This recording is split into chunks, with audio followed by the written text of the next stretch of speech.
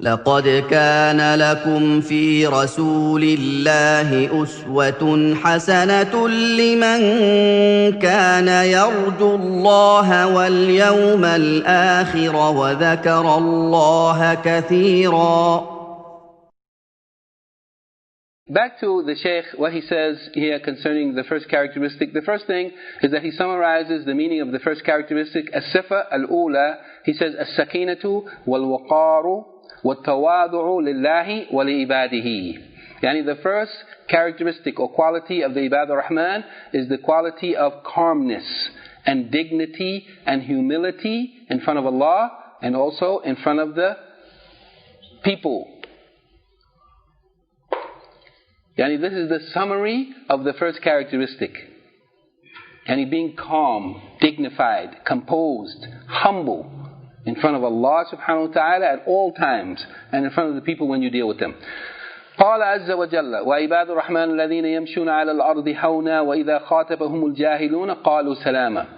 Yani Allah the Mighty, the Majestic says that the Ibad of Rahman, the worshippers of Rahman, are those who walk upon the earth حونا, humble, calm, dignified, composed. وَإِذَا خَاطَبَهُمُ الْجَاهِلُونَ, and when the ignorant people speak to them, they say salam. Yani they say words which do not involve sin and are not a reaction to the ignorance of the people who are speaking to them. Yani they don't respond in like. And this appearance of humility, which you see in their walking and in their outward appearance, the way they look. This appearance of humility is a fruit from the fruits of Iman. And it is an effect or a sign, the traces from the traces of Iman.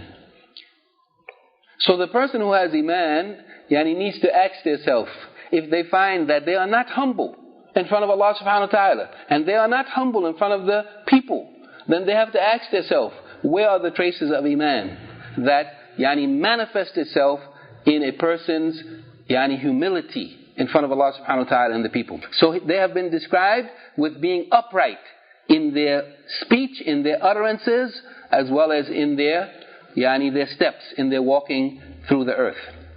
So they do not meet the ignorant people and the foolish people with the like of their ignorance and their foolishness. Meaning they don't respond in kind to the people who are ignorant. They don't act ignorantly back to them. Rather they turn away from them and then they speak to those people with speech that's free of these evil traits.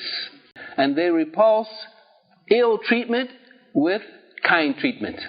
They repulse the ill treatment of the jahilun with good treatment. They respond to evil with good. Shaykh al-Uthaymeen said that if the person is a criminal who's always robbing people and murdering people, there's no pardon for that person. That person should be punished.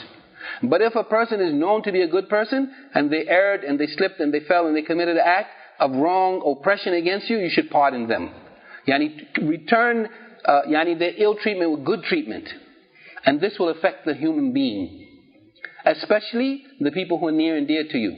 Your family, your spouse, your children, your siblings, the people around you, the Muslims, or even other people who are not Muslims. Your treatment of those people, this is one of the great means of da'wah of the Prophet ﷺ. That he treated kindly the mushrikeen, the kuffar. He was charitable to them, he was kind to them. And this treatment of them had an effect on the hearts of those people. So Allah subhanahu wa ta'ala is saying that repulse evil with that which is good.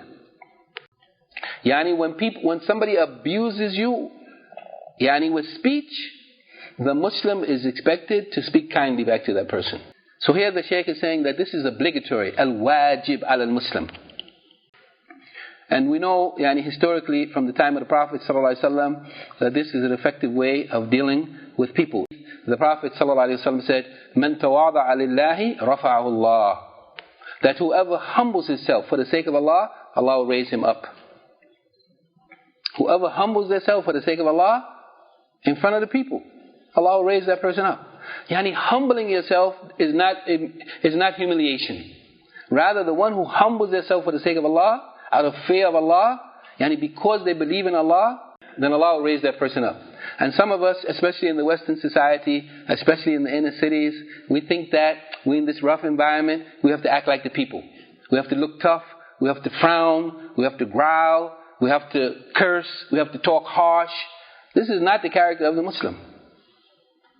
It doesn't mean that the Muslim is soft, because the Prophet ﷺ certainly wasn't soft. And he was on the forefront of the battles when the Muslims fought against the enemies of Allah. And the Prophet was fearless, no doubt about it, but he was humble. And there's no contradiction between being humble and being stern and being firm and being strong.